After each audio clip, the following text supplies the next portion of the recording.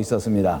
몹시 추운 날이었기 때문에 그것이 아주 힘든 여정이었는데 한참 걸어가다 보니까 한 사람이 그 추위를 이기지 못한 채 그 히말라야 산 위에 쓰러져 있는 것입니다.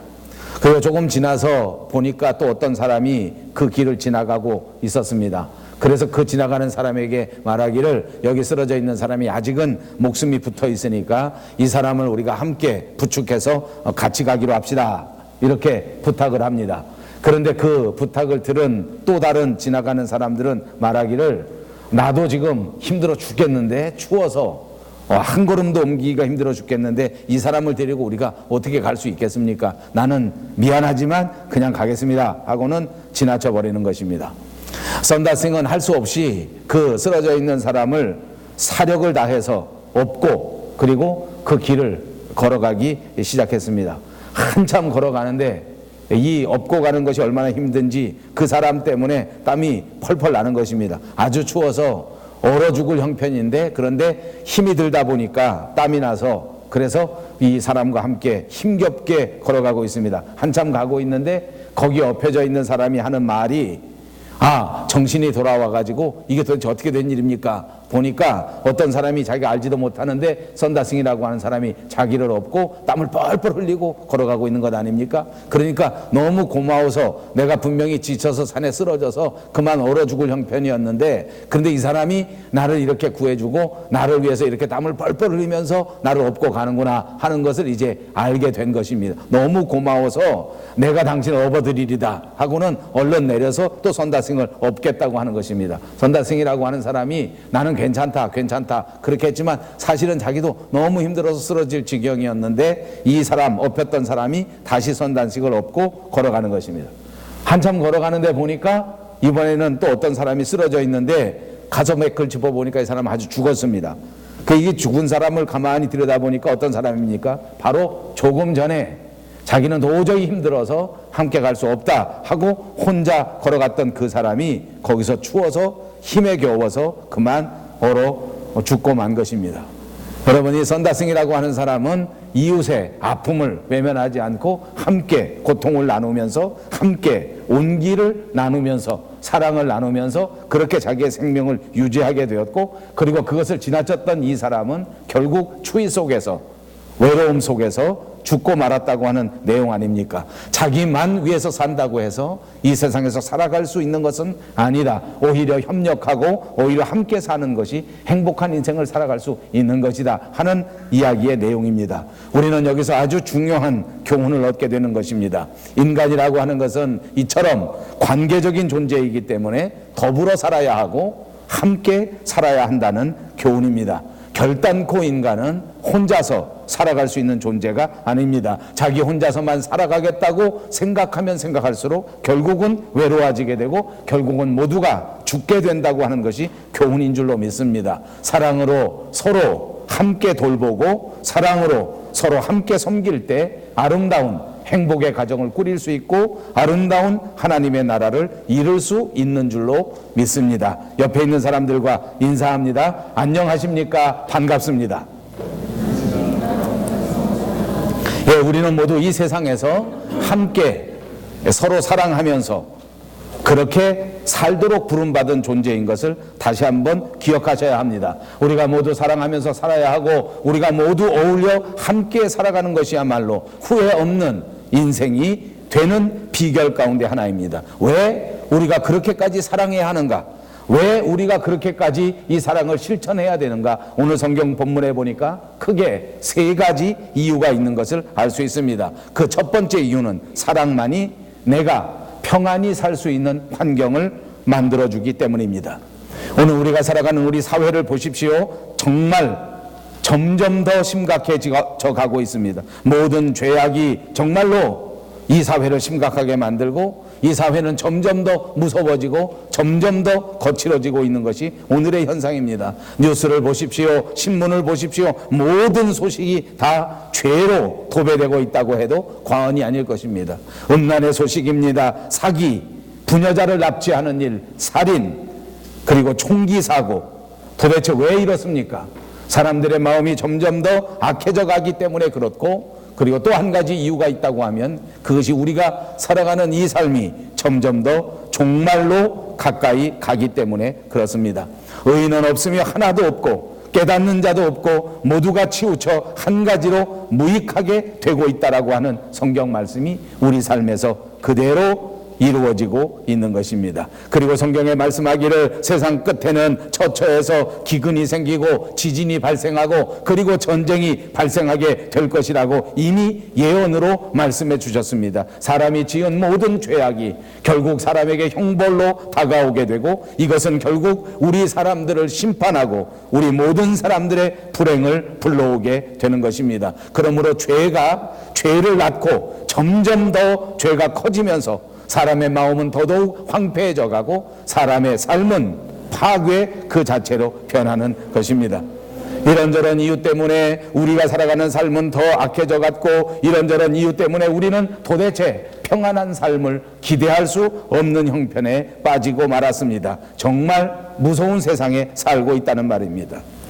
여러분, 우리 카나다 사람들은 그렇지 않은 것 같습니다만 그러나 미국에 이민 간 사람들은 제일 먼저 이민 가서 이 삶이 만만치 않은 것을 깨닫고 그리고 무서운 형편을 깨달으면서 모두가 다 아낀 돈을 가지고 우선 총을 산다고 합니다. 우선 총을 한 자루 사놔야 최소한 이 불안한 마음을 조금 다스릴 수 있기 때문입니다. 그래서 집에다가 총을 사놓습니다. 한 자루 사놔도 그것이 만족할 수 없으니까 또 한 자루 사놓고 더 좋은 무기가 나왔다고 하면 또 그것을 사놓습니다. 그래서 집안의 모든 총포들을 잘 진열해 놓습니다. 내가 이렇게 총을 가지고 강해진다고 하면, 내가 이렇게 무서운 사람이 된다고 하면 그러면 감히 나한테 덤빌 사람이 없을 것이다 라는 생각을 가지고 그렇게 하는 것입니다.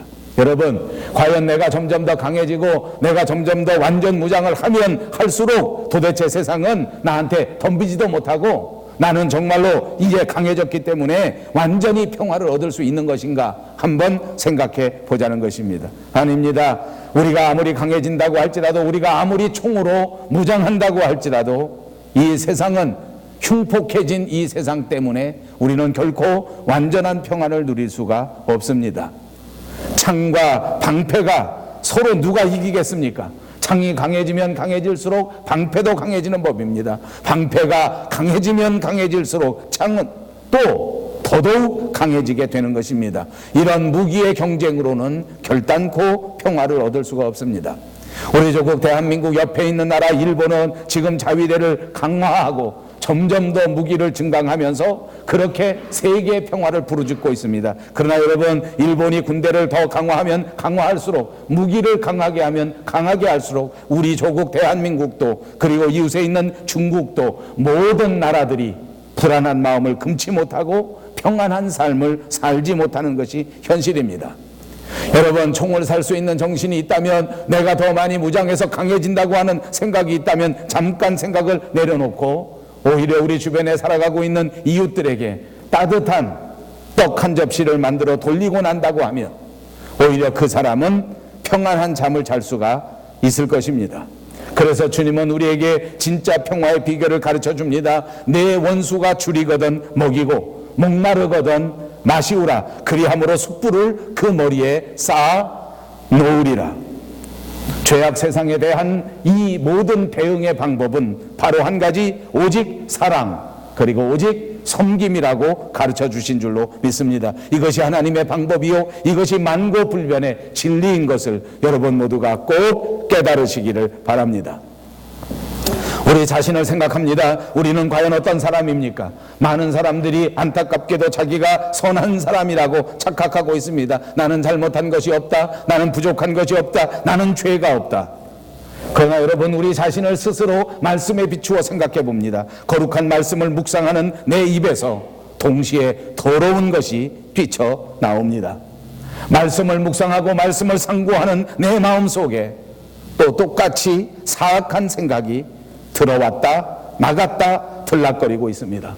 이 일을 어찌할꼬 오호라 나는 곤고한 사람이라다. 아무리 탄식하고 아무리 고민해도 소용없는 것이 우리의 인생인 것 같습니다. 우리 모두가 다 똑같은 죄인이란 말입니다. 죄인들이 살아가는 세상이기 때문에 이 세상은 살벌할 수밖에 없고 이 세상은 위험할 수밖에 없고 우리 마음속에 마음의 칼날을 세우고 살아간다고 하면 상대방은 더더욱 더 큰 칼날을 가지고 우리를 대비하고 우리를 경계하기 때문에 점점 더 무서운 세상으로 바뀌어져 갈 뿐이라 말입니다.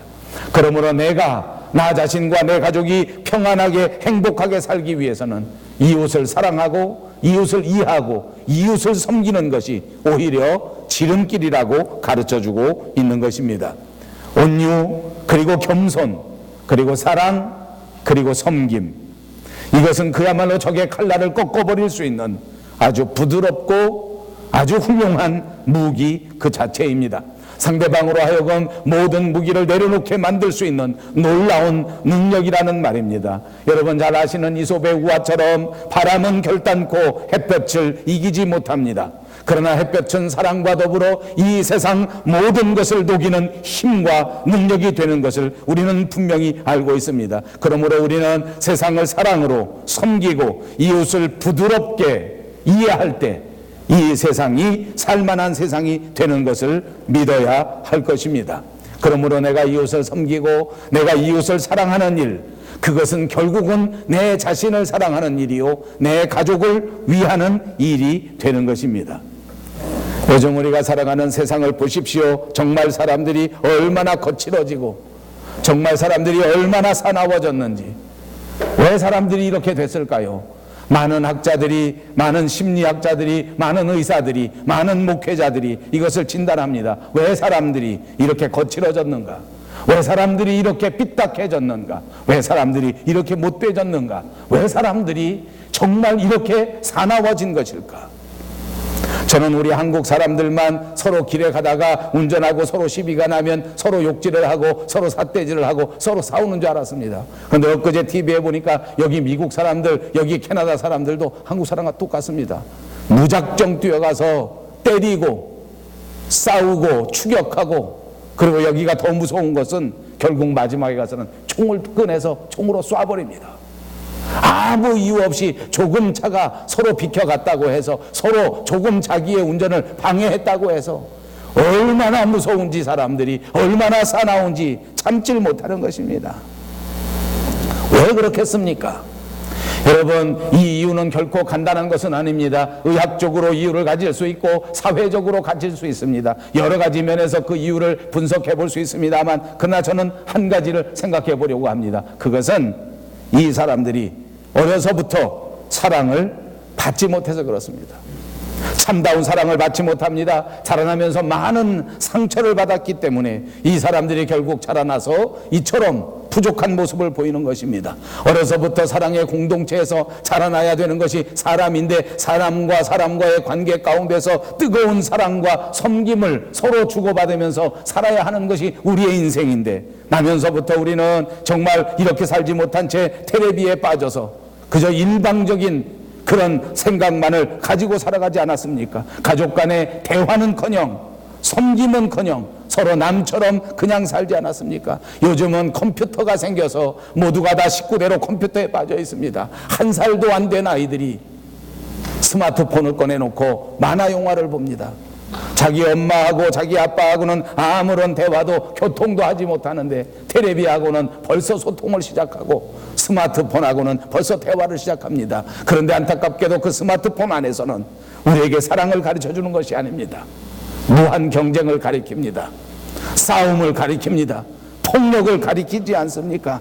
여기 내몰려버린 이 우리의 후손들이 따뜻한 사랑을 체험하지 못한 지가 정말 너무나 오래된 것입니다. 사랑에 굶주렸습니다. 관계에 굶주립니다. 섬김은 너무 오래되어서 기억도 나지 않습니다. 그들은 사랑의 사랑도 체험하지 못했습니다. 부모의 사랑도 체험하지 못했습니다. 가족 간의 사랑도 체험하지 못했습니다. 하나님의 사랑도 체험하지 못했습니다. 그렇기 때문에 이처럼 흉측하게 변한 것입니다. 그렇기 때문에 이처럼 사납게 된 것입니다. 그래서 이렇게 흉한 모습이 되고만 것입니다. 여러분, 하나님의 사랑을 받은 저와 여러분이 먼저 이 사람들을 찾아가고 이 사람들을 사랑하고 이 사람들을 섬기는 일에 발벗고 나서야 될 줄로 믿습니다. 오늘 이 시간부터 저와 여러분 모두가 이런 사람들을 향하여 사랑과 섬김을 나누어 줄 수 있는, 봉사할 수 있는 결심을 새롭게 하셔서 정말 솔선수범으로 뛰어나가 이들을 사랑하는 저와 여러분들이 되시기를 주님의 이름으로 축복합니다. 두 번째로는 우리가 사랑하는 명령을 받은 사람들이라고 하는 사실입니다. 하나님은 사랑이십니다. 사랑하는 사람은 모두가 다 하나님께로부터 난 사람이 되는 것입니다. 그리고 사랑하는 사람이 바로 하나님을 아는 사람입니다. 그러나 사랑하지 못하는 사람, 사랑하지 않는 사람은 하나님을 알지도 못한다고 성경이 가르쳐 주지 않았습니까? 그러므로 우리는 하나님을 아는 사람이요 하나님의 자녀이므로 누구든지 사랑해야만 하는 것입니다. 하나님이 우리를 사랑하신 이유는 그 사랑 때문입니다. 그리고 하나님의 사랑이야말로 우리를 위하여, 우리의 구원을 위하여, 우리의 죄악을 대신 값을 주시기 위하여 당신의 아들 독생자 예수 그리스도를 이 땅 위에 내어주신 사랑, 자기의 가장 소중한 것을 희생하신 희생의 사랑, 자기 아들의 목숨까지도 우리를 위하여 내어주신 십자가의 사랑, 그것이 우리 아버지의 사랑 아닙니까? 무조건적인 사랑입니다. 희생적인 사랑입니다. 본문 3장 16절에 그가 우리를 위하여 목숨을 버리셨으니 우리가 이로써 사랑을 알고 우리도 형제들을 위하여 목숨을 버리는 것이 마땅하도다라고 말씀하시지 않습니까? 주님이 우리를 너무나 사랑하셨으니 그 사랑을 받은 우리들이 너무나 사랑하는 것이 마땅하다고 말입니다. 우리 이웃을 너무나 사랑해야 합니다. 우리의 가족들을 너무나 사랑해야 합니다. 우리의 교인들을 너무나 사랑해야 합니다. 우리 교회를 너무나 사랑하는 것이 마땅합니다. 구약성경 아가서에 나오는 사랑 이야기는 어떤 의미가 있겠습니까? 솔로몬의 이야기입니다. 술람미 여인이라는 사람이 등장합니다. 이 솔로몬과 술람미 여인의 사랑 이야기가 아가서의 이야기입니다. 내용을 들여다보니 이 술람미의 여인은 검은 피부를 가진 여인이라고 묘사되고 있습니다. 햇빛에 그을려서 그 살같이 거무틱틱해졌단 말입니다. 이 한마디만 보아도 이 여인이 객관적으로 볼 때 그렇게 아름다운 여인은 아닌 것이라고 예상해 볼 수 있지 않습니까? 그러나 성경에 보십시오. 이 솔로몬 왕의 눈에는 이 술람미 여인이 얼마나 아름답던지, 얼마나 소중하던지 끝없이 이 여인을 예찬하는 예찬이 이어지고 있습니다. 사실 아가서의 솔로몬은 예수님을 상징하는 것이요, 술람미는 그 예수님이 이처럼 사랑하는 우리 성도들을 묘사한 것입니다. 어떤 신학자들은 이것을 가지고 사람의 애정 행각이라고 묘사하고, 또 어떤 사람들은 이 책을 기준으로 해서 사람의 애정 행각을 다루는 무슨 이상 야릇한 책으로 해석하는 사람들이 있기도 합니다만, 그러나 전통적인 사상으로 볼 때 이것은 우리 예수님께서 우리 성도를 사랑하는 것을 묘사하고 비유한 의미인 것입니다. 예수님께서 우리를 이렇게 사랑하신다는 것입니다. 거무틱틱한 이런 여자에 불과하지만, 그러나 예수님의 눈에는 이 술람미 여인이, 이 성도들의 모습이 세상 그 어떤 것보다도 소중하고 천하보다도 귀하다는 것입니다. 사랑하는 여러분, 오늘 함께 예배드리는 저와 여러분, 우리는 어떤 사람들입니까? 가만히 생각해 보십시오. 우리는 정말 특별한 사람들입니다. 특별한 관계입니다. 예수 그리스도의 피로 구원받은 하나님의 가족인 줄로 믿습니다. 그리스도의 피로, 그 한 피를 받아서 한 몸을 이룬 형제 자매들인 줄로 믿습니다. 여러분 그렇게 믿습니까? 그리스도 안에서 아름다운 형제요, 아름다운 자매들입니다. 그런 우리들이 지난 한 주간 동안 어떻게 지냈습니까? 아니, 우리 교회 생활하는 동안 과연 우리는 서로 어떻게 지내고 있습니까? 사도행전 17장에 보니까 하나님께서 우리 사람들에게 연대를 정해주시고 하나님께서 우리 사람들에게 거주의 경계를 한정해 주셨다는 말씀이 있습니다. 이 말은 하나님께서 우리 인간들에게 시간과 공간을 정해 주셨다는 말씀입니다. 여러분, 옷감에는 날줄과 시줄이 있어서 그것이 서로 얽혀지고 그것이 서로 짜여져서 아름다운 옷감이 되고 그것이 우리가 입는 옷이 됐다고 하는 것을 모르는 사람은 없습니다. 그렇습니다. 우리 인생도 시간과 공간이 마치 시줄과 날줄이 되어 오늘 이 순간 이 시간에 이 장소에 저와 여러분이 있는 것입니다. 내가 계획하고 내가 생각해서 오늘 이 시간에 태어난 사람은 우리가 아무도 없지 않습니까? 내가 계획하고 내가 생각해서 오늘 이 장소에 있는 사람도 한 사람도 없습니다. 하나님께서 우리의 인생을 주관하시고 하나님께서 저와 여러분을 계획하셔서 이 공간과 이 시간을 주장해 주셔서 오늘 이 시간 여기에 있게 하신 것입니다. 지금 밴쿠버 영성교회에서 함께 신앙생활 한다고 하는 것은 하나님께서 시줄과 날줄을 동원하셔서 저와 여러분을 특별한 관계로 얽혀져서 얽어 놓으신 것입니다. 생각해 보십시오. 예수님이 태어나신 지도 벌써 2015년입니다. 우리 인간이 더듬어 볼 수 있는 과학적 시간은 그거보다 훨씬 깁니다. 우리들이 스스로 탐지해낼 수 있는 시간이 또 예수님 오시기 전에 2000년이라는 세월이 있었습니다. 그것만 해도 4000년 아닙니까? 과학자들을 보니까 이 지구가 생겨진 것이 수만 년, 수억 년이라고 하는 사람들도 있습니다. 그거 다 그만둔다고 할지라도 수천 년 가운데 특별히 오늘 2015년 10월 25일에 살게 하신 것은 하나님의 놀라우신 시줄입니다. 여러분, 어디서 태어나셨습니까? 저 한반도 대한민국 그 토끼 같은 나라 속에서 축복 가운데 태어나셨습니다. 거기서 여기까지 오는데 얼마나 걸리는지 아십니까? 그 엄청난 비행기를 타고도 10시간, 11시간 와야 여기 오는 것입니다. 여러분이 밴쿠버 땅이 얼만큼 넓은지 아십니까? 서울만큼 넓습니다. 한국 사람들이 살고 있는 지역 가운데 과연 오늘 이 코키틀람 센터, 이 밴쿠버 영성교회 오려고 하면 이 장소를 찾아내기도 결코 쉬운 것이 아닙니다. 내가 결정했습니까? 아닙니다. 우리가 결정했습니까? 아닙니다. 목사님이 결정해 주었습니까? 아닙니다. 오늘 같은 시간, 같은 공간, 같은 신앙, 같은 하늘 아래서 산다고 하는 것은 하나님께서 우리에게 얽혀주신 놀라운 시줄과 날주의 역사라고 하는 사실을 기억하시기를 바랍니다. 그러므로 저와 여러분은 하나님이 맺어주신 관계입니다. 그러므로 저와 여러분은 하나님 앞에서 서로 사랑하고 서로 섬겨야 할 운명을 타고난 사람인 줄로 믿습니다. 그래서 우리는 사랑해야 되는데 어떻게 사랑해야 합니까? 먼저 우리끼리 사랑해야 되겠다 하는 것입니다. 특별한 사랑을 받은 사람들끼리 먼저 특별한 사랑을 해야 돼요.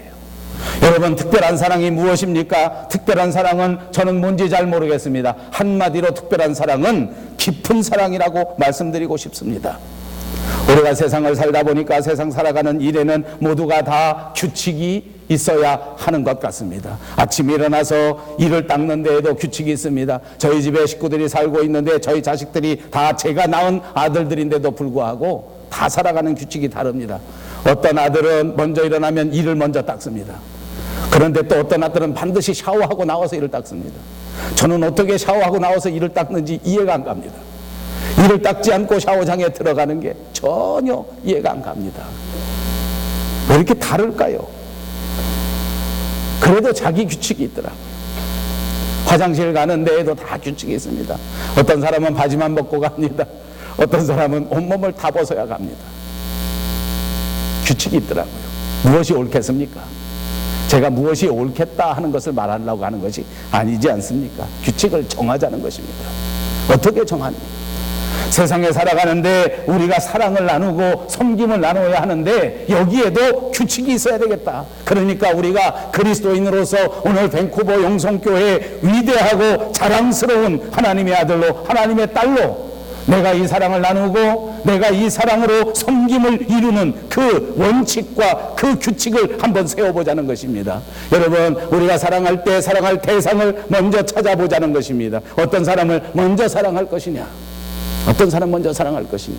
그 규칙이 필요하더라고요. 어떤 사람은 가까운 데 있는 사람을 사랑하자고 합니다. 어떤 사람은 먼 데 있는 사람을 사랑하자고 합니다. 어떤 사람은 우리 식구 먼저 사랑하자고 합니다. 어떤 사람은 원주민 먼저 사랑하자고 합니다. 어떤 사람은 인도 사람을 사랑하자고 합니다. 어떤 사람은 터키 사람을 사랑하자고 합니다. 그러니까 규칙이 필요하지 않습니까? 저는 여러분에게 제안합니다. 먼저 우리끼리 사랑하는 저와 여러분이 되시기를 바랍니다. 우리가 먼저 사랑해야 하겠습니다. 말씀드린 것처럼 우리는 결코 그냥 왔다 그냥 지나가는 그런 관계가 아닙니다. 오늘 이 시간에 함께 밴쿠버 영성교회에서 예배드리는 그 자체가 하나님의 위대하신 계획 가운데 그 엄청난 씨줄과 그 엄청난 날줄이 얽혀져서 만들어진 관계입니다. 이것을 소중하게 여기십시오. 이것을 그냥 지나쳐서는 안 되겠습니다. 이렇게 소중한 관계로 맺어진 저와 여러분이 서로 이해하고 서로 따뜻하게 하고 서로 세워주고 서로 섬긴다고 하면 우리 교회 안에 하나님의 나라가 세워질 것이기 때문입니다. 그러므로 우리끼리 먼저 사랑하기로 하자는 것입니다. 여전도회가 무슨 일을 하기 전에 먼저 여전도 회원들이 사랑하십시오. 남전도회가 축구 경기 하기 전에 먼저 남전도회가 사랑하십시오.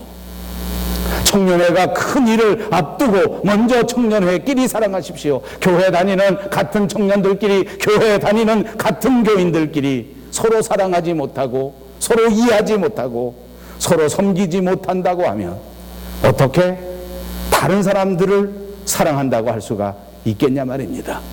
그러니까 우리의 사랑의 규칙은 가까운 데에서부터 시작해서 먼 데로 향하여 나아가자는 것입니다. 물론 먼 데서부터 사랑해서 가까운 데로 들어올 수도 있습니다. 여러분들 가운데 특별히 그렇게 하고 싶으신 분은 그렇게 하십시오. 왜냐하면 나한테 가까이 있는 사람은 내가 도저히 사랑할 수가 없다. 이 사람은 나의 큰 시험거리다. 그러니까 나는 이 사람은 도저히 못하겠기 때문에 먼 데서부터 하겠다. 여러분 앉아있는 곳에서 제일 먼 사람이 누구입니까? 접니다. 저부터 사랑하시고 저부터 섬기십시오. 우리 교회 목사님을 가장 사랑해야 되겠다. 아멘. 싫어도 아멘. 큰 소리로 아멘. 아버지 좋아 죽겠어요. 좋아 죽겠어요. 그렇지 않습니까? 주님이 우리에게 주신 끔찍한 명령입니다. 저는 이 설교를 준비하면서 이런 생각을 합니다. 이제 우리가 벌써 10월 마지막 주일입니다. 이제 11월, 12월 남았습니다. 우리 교회는 2016년을 준비해야 합니다. 우리 교회 가장 얼굴이고 우리 교회를 위하여 수고했던 우리 안내위원 김정미 집사님이 이제 출산을 앞두었습니다. 안내위원이 없어졌습니다. 안내위원이 없어지니까 우리 교회 얼굴이 없어졌습니다. 아무도 아는 척을 하지 않습니다. 여러분 한번 저하고 자리를 바꿔서 서보실래요? 여기는 왜 앉아있고 여기는 왜 안 앉을 걸까? 나 이게 궁금해 죽겠어요. 궁금해 죽겠어요. 우리 교회 나온 지 2년 넘는 사람은 다음 주부터 이 자리에 앉지 마십시오. 될 수 있으면 이쪽으로 오십시오. 나는 이쪽 보기 피곤하고 이쪽 보기 피곤합니다. 왜 그럴까? 안내위원이 없어서 그래요. 새로 사람이 왔습니다. 안내하는 사람이 아무도 없습니다. 아무도 아는 척하지 않습니다. 우리 교회 3주 4주째 나오는 우리 어린이들은 지금도 주일학교를 못 가고 있습니다. 아무런 안내위원이 없습니다. 부끄러워서 그래요. 못 가요. 우리 교회는 특징이 다 부끄러워합니다. 왜 그런가 했더니 제가 부끄러움을 타서 그래요. 저는 어려서부터 부끄러움을 많이 탑니다. 소심합니다. 마음이 부드럽습니다. 그래서 말도 잘 못하고 그래 교인들이 다 그래. 인사도 못해.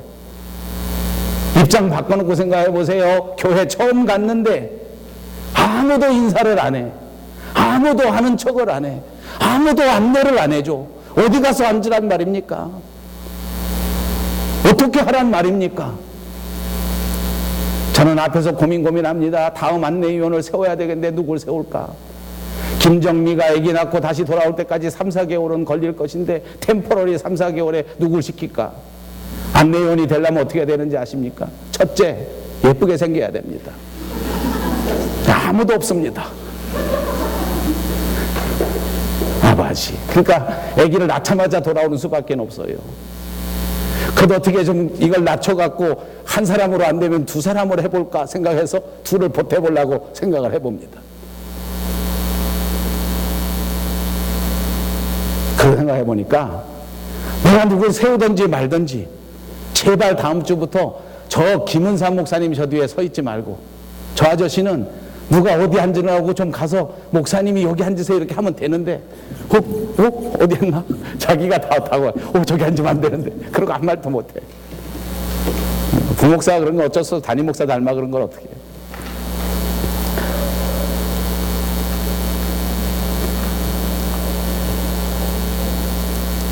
아버지,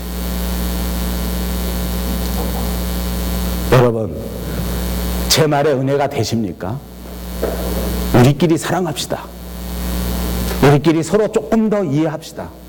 우리 밴쿠버 영성교회 등록한 사람들끼리 어찌하든지 우리의 사랑을 표현하고 우리의 이해를 표현하고 우리가 서로 세워주고 서로 섬기면 정말 아름다운 하나님의 가정이 이 땅 위에 세워지고 정말 행복한 교회가 우리 교회를 통하여 이 땅 위에 세워지는 역사가 이루어지게 될 줄로 믿습니다. 결심합시다. 다짐합시다. 내가 정말 한 걸음 더 나아가리라. 내가 먼저 손을 내밀리라. 내가 먼저 한마디 더 따뜻한 말을 건네주리라. 아멘. 아멘. 마지막 세 번째입니다. 사랑만이 우리에게 소망이 되기 때문입니다. 우리가 살아가는 인생을 보십시오. 우리의 삶의 현장 속에서 우리가 가장 가슴 아픈 것은 어떤 것입니까? 내일이 없다는 것입니다. 미래가 없다는 것입니다. 사업하는 사람들은 사업하는 환경이 점점 더 어려워지기 때문에 의욕을 잃어버립니다. 이것이 내년엔 좀 나아질 것이다 하는 생각이 있다면 훨씬 더 좋아질 것인데 내년에도 더 어려울 것이라는 생각 때문에 의욕은 점점 더 떨어지는 것 아닙니까? 우리의 젊은이들은 취업할 기회가 없어지기 때문에 소망이 점점 더 없어집니다. 기성세대들은 사회가 돌아가는 것을 보면서 도무지 이 사회가 제대로 다시 일어설 리가 없다는 절망감 속에 사로잡혀 있습니다. 모두가 다 소망이 없어지고 소망을 잃어버리는 상황이라는 말입니다. 이렇게 소망이 없는 사회, 이렇게 희망을 잃어버리는 사회, 이 사회 속에서 다시 한번 소망을 갖고 다시 한번 희망을 희생시키는 일, 회생시키는 일, 그것은 바로 사랑밖에 없습니다. 어떤 가정이 빚을 지게 되었습니다. 날마다 그 빚을 갚을 길은 점점 더 멀어지고 결국 빚 때문에 이 빚을 이기지 못하고 온 식구가 자살해 버리기로 결심을 하였습니다. 물론 온 식구가 죽기로 했지만 그것은 어머니와 아버지의 결심입니다. 아이들은 아직 어리는데 이 아버지와 어머니 때문에 할 수 없이 죽게 된 것입니다. 이제 이 가정은 모든 일들을 다 정리하고 한강에 투신해서 세상을 하직하기로 결심한 것입니다. 그래서 애들을 데리고 동반 자살을 하려고 한적한 한강 다리로 가게 되었습니다. 그런데 영문도 모르고 따라 나선 어린아이들은 이것이 소풍 가는 것처럼, 이것이 한강의 야경을 구경하는 것처럼 식구들과 함께 가니까 그만 신바람이 난 것입니다. 야, 진짜 좋다. 아, 정말 멋있다. 막 야단이 난 것입니다. 여러분, 이 광경을 보는 그 아버지와 그 어머니는 정말 마음속에서 끓어오르는 눈물 때문에 견딜 수가 없습니다.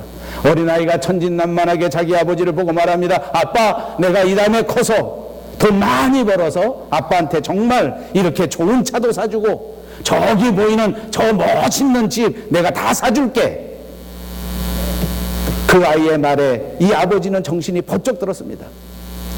사실은 내가 잘못한 것인데, 내가 사업하다가 조금 잘못한 것인데 내 잘못했던 이 상황 때문에 아내도 죽게 만들고 이 사랑스러운 아이들을 죽게 만들어버리는 상황을 생각하니까 도저히 감당할 수가 없었습니다. 이들 내외는 함께 울다가 그만 아이들을 데리고 다시 돌아왔습니다. 죽겠다고 하는 계획을 포기한 것입니다. 사랑하는 아이들이 있다고 하는 것, 자식들이 있다고 하는 것이 이 가정에게 다시 소망이 된 것입니다. 세상은 아직 어두웠지만 그러나 이 자식을 사랑하는 그 사랑이야말로 소망의 불씨를 다시 키운 것 아닙니까? 여러분, 주변을 보지 마십시오. 환경만 보지 마십시오. 우리 서로 사랑하는 우리 가정이 있는 한, 이렇게 서로 섬기기로 하고 서로 세워주기로 한 우리 밴쿠버 영성교회가 있는 한 우리는 이 모든 것들을 딛고 다시 일어설 수 있기 때문입니다. 새로운 희망과 새로운 소망을 붙들고 아름다운 사회를 건설할 수 있는 저와 여러분이라고 하는 사실을 꼭 믿으시기를 바랍니다. 이렇게 소망을 위해서 우리는 사랑해야 하는 것입니다. 어떻게 하는 것이 진짜 사랑하는 비결입니까? 다시 한번 강조합니다. 저는 늘 객관적인 사람이 되어야 한다고 생각하는 사람입니다. 목회와 더불어 계속해서 가르치는 일에 종사해 왔기 때문에 저는 어느 한쪽에 치우치지 않는 것이 중요하다고 생각합니다. 그래서 목사로서 될 수 있으면 고향을 밝히지 않고, 될 수 있으면 목사가 가지고 있는 정치적인 견해도 밝히지 않고 사는 사람 가운데 하나입니다. 왜냐하면 객관적으로 살아야 하기 때문입니다. 이 객관적으로 사람을 보게 되면 이것은 이렇고 저것은 저렇고 객관적인 평가에 기초하게 되고 다 비교해서 이것을 평가하게 되는 것입니다. 그래서 장점을 알게 되고 그래서 또한 단점을 알게 됩니다. 그런데 이렇게 객관적으로 사는 사람의 결정적인 하자가 무엇인지 압니까? 장점도 알고 단점도 아는 대신 사랑은 하기가 어렵습니다. 왜냐하면 단점을 알기 때문에 사랑하지 못하는 것입니다.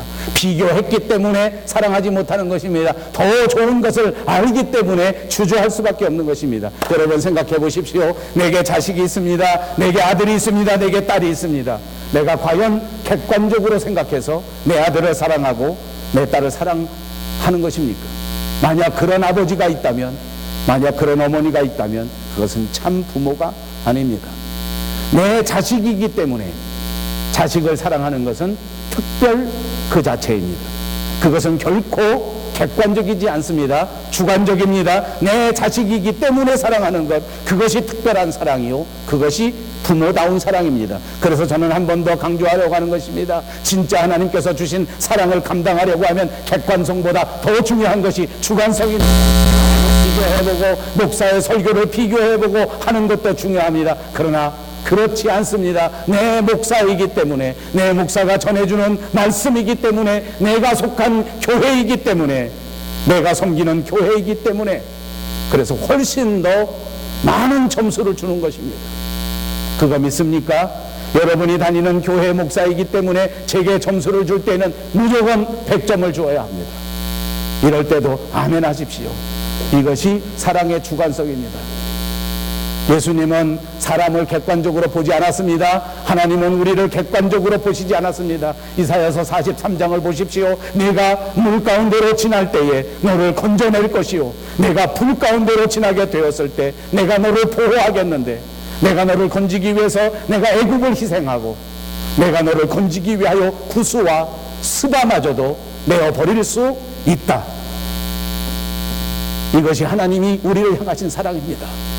지렁이 같은 야곱 같은 우리들, 아무 가치 없는 우리들일지라도 하나님의 자녀이기 때문에 우리를 위하여 물 가운데 지날 때 건져내신다고 약속해 주셨고, 불 가운데 지날 때에 반드시 보호해 주신다고 약속하신 것입니다. 우리를 보호하기 위하여 애굽 땅 전체를 희생한다고 해도 하나님은 기꺼이 애굽을 포기하겠다고 말씀하셨습니다. 사랑하는 여러분, 이것이 하나님의 사랑 아닙니까? 내가 내 가족을 위해서는 세상의 어떤 것이라도 포기할 수 있는 사랑을 갖자는 것입니다. 내가 내 가족, 사랑하는 아내를 위하여, 사랑하는 자식들을 위하여 나는 물질도, 나는 모든 명예도 다 포기할 수 있을 때에 그것이 주관적인 사랑이요, 그것이 하나님의 사랑인 것을 기억하시기 바랍니다.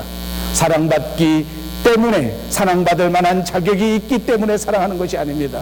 내 식구이기 때문에 사랑하는 것입니다.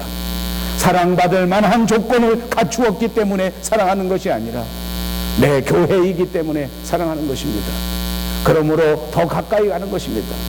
저 사람이 훌륭하기 때문에, 저 사람은 내 사랑을 받을 만한 자격이 되기 때문에 하는 것이 아니란 말입니다. 우리 교회이기 때문에, 우리 식구이기 때문에, 우리 교회에 함께 신앙생활하는 성도이기 때문에 내가 먼저 가까이 가고, 내가 먼저 손을 잡아주고, 내가 먼저 어깨를 감싸 안고, 내가 먼저 발을 씻어줄 수 있는 섬김과 사랑을 실천하는 것인 줄로 믿습니다.